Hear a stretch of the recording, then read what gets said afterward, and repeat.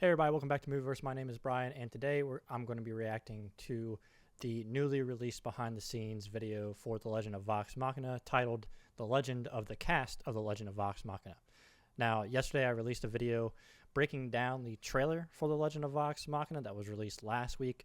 I'll leave a link in the description as well as a card that you can click on, so once you're done watching this video, you can watch that if you'd like.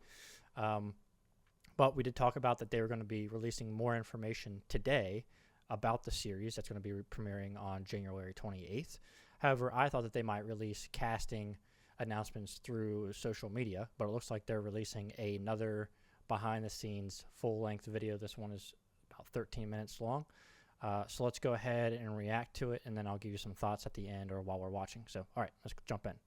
And I'll start it in 3, 2, 1, go. When we first played through this campaign, we would have never imagined that we would get some of these names to be voices on our show. I feel like a broken record when I just keep fanboying over the actors who are playing these characters, but I'm a fanboy for all the actors who are playing these characters. Ah. Oh no, they're all so good. I can't believe these people are working on the show.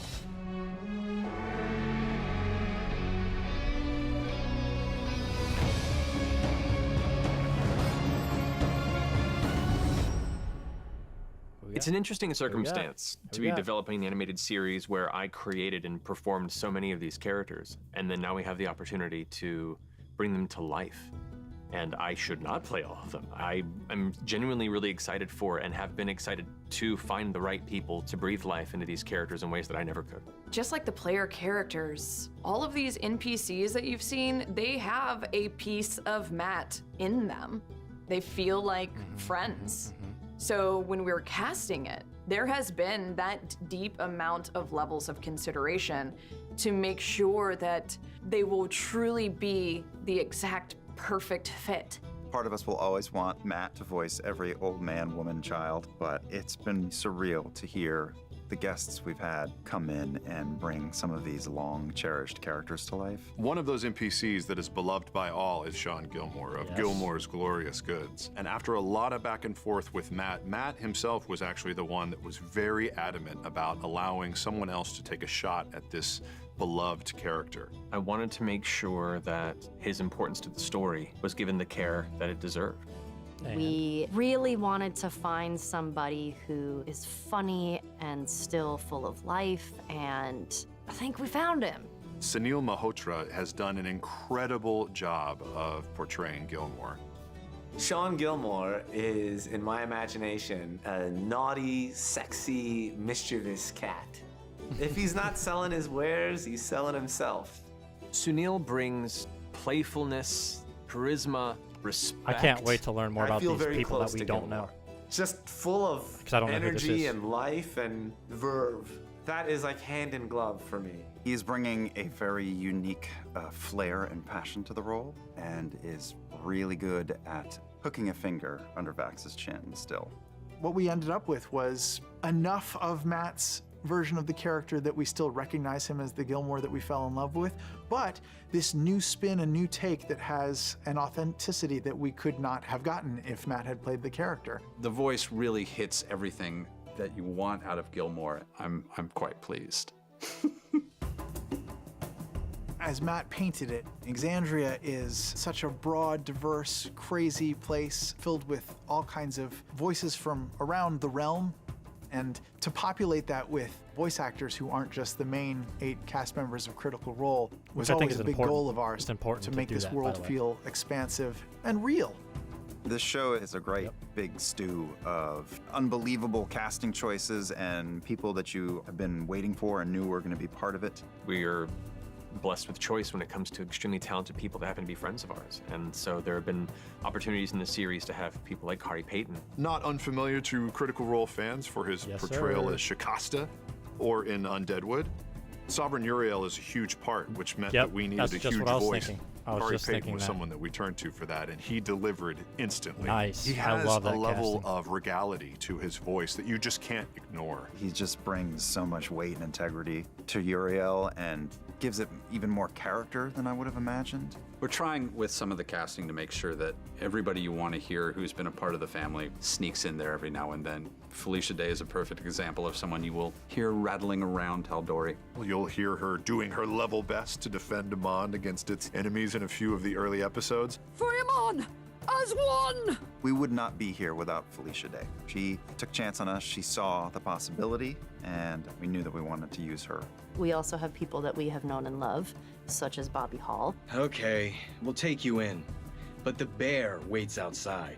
Good old Bobby Hall got to play some guards in some of the earlier episodes. He blew us away. He was phenomenal.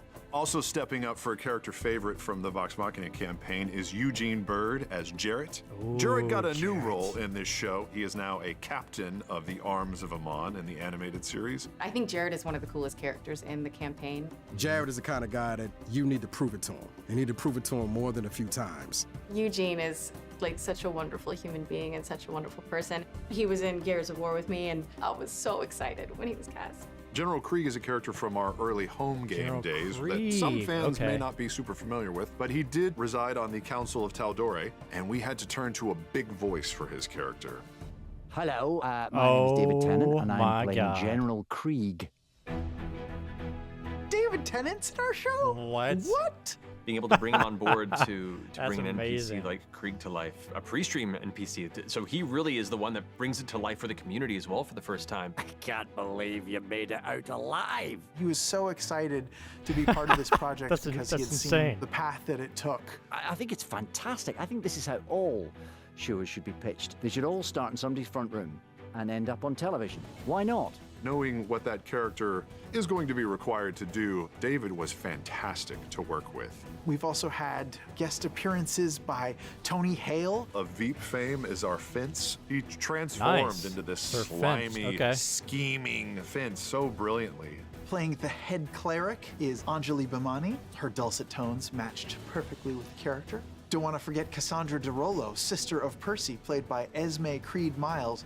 The Tavern Keeper, which was a fan-created character, voiced by Mason Alexander Park, who was incredible. They knocked it out of the booth. The goddess voice of the Oh, Everlight wow. is Okay. Tracy Toms. Incredible voice, incredible performer. And One Punch Man himself, Max Middleman, as Desmond, the coachman for the devious Briarwoods. Bryn, who is a brand new character to the series, is voiced by Stacey Raymond.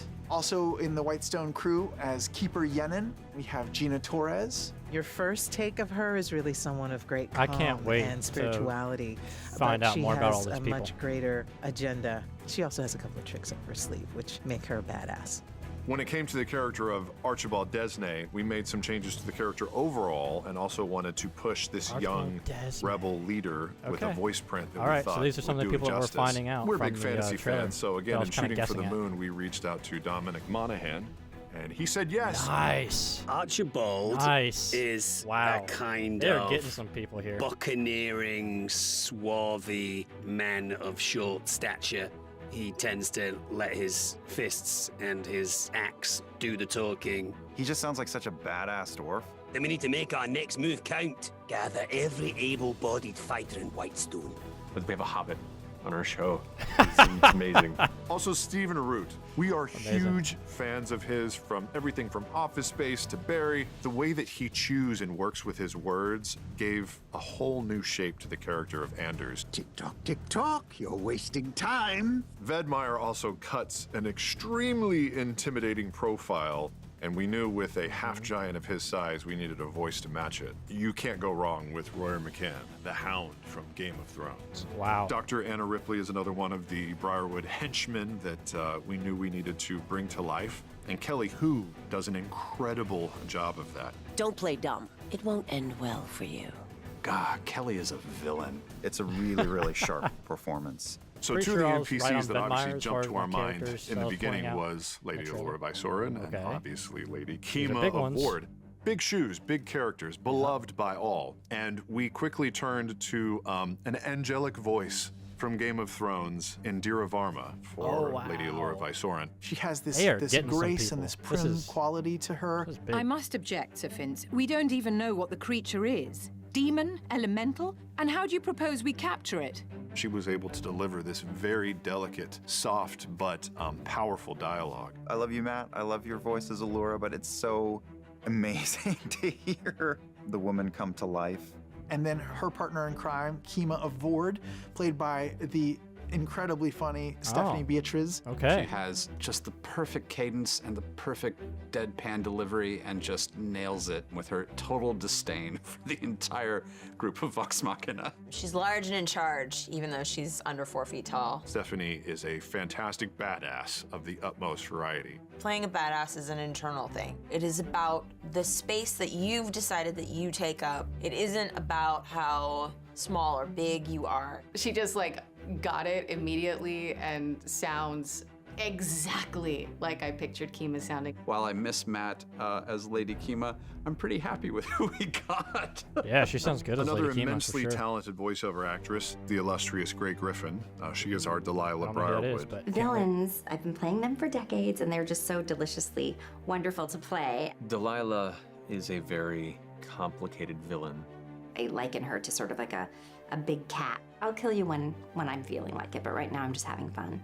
She grasped so many facets of the subtlety and that brimming intensity and threat, while still keeping that cordial, presentory upper crust. She relishes in the villainous aspect, but she really gets the heart of Delilah. She does do horrible, horrible things, but it's all in the name of love, so you have to root for her just a little bit.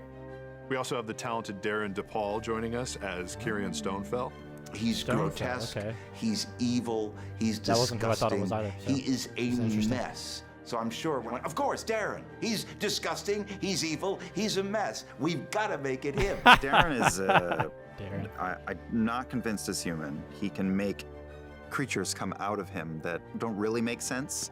Nobody's going to get into that part of the basement of their voice like Darin can. Death to the Derollers! There's the great joy in playing someone who just doesn't give a damn.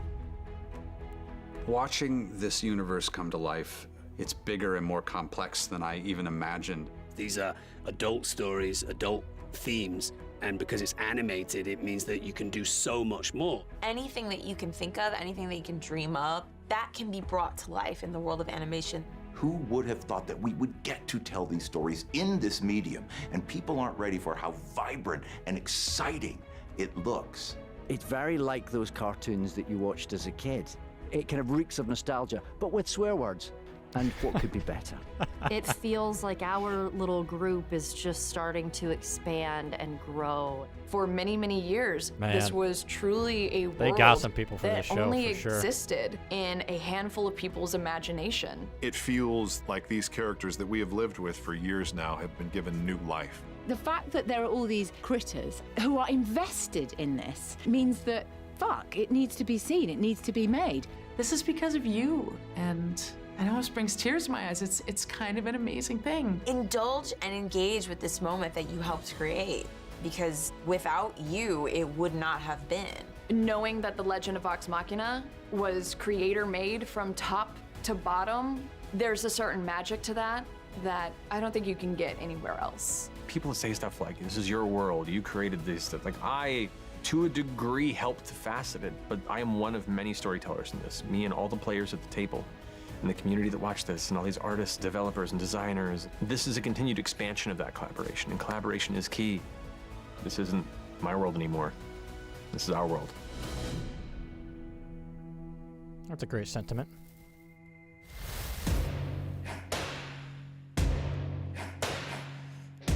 New series, January 28th.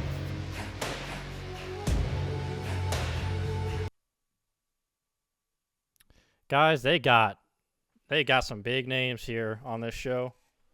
I'm not even going to try to run through them off memory right now, just because I know that I'll forget some. But yeah, so for those of you who might just be watching this and haven't watched my video from yesterday about my breakdown of the trailer, there were some characters that I was right on, and then there were some characters that I was dead wrong about, which is fine. I kind of had an idea that they were going to be announcing stuff today, so I thought that there was that possibility.